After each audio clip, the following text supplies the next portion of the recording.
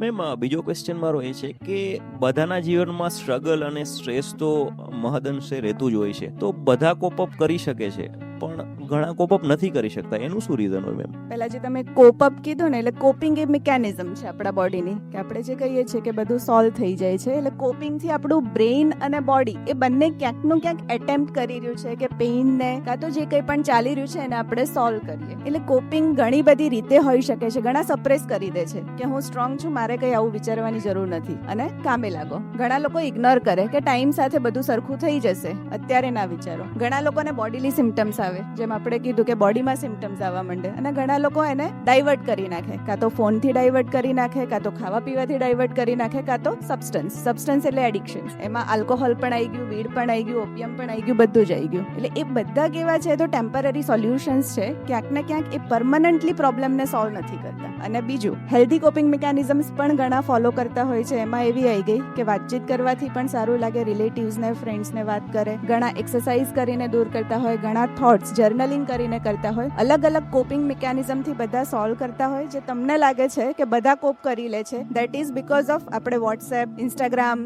Facebook એના પર જોતા હોય છે કે બધા તો મસ્ત જીવન જીવે છે, મારા જ જીવનમાં કેમ આવું ચાલે છે? તો that is only the highlights reels. આપણને ખબર નથી કે કેવી રીતે કોપ કર્યું છે. એટલે કોપિંગ કરવું ઇમ્પોર્ટન્ટ નથી, કદાચ હીલ કરવું વધારે ઇમ્પોર્ટન્ટ છે કોપ કરવા કરતા, કે આપણે એને સમજીએ, એને ક્યાંક ને ક્યાંક ઉકેલીએ અને પછી જીવનમાં આગળ વધીએ.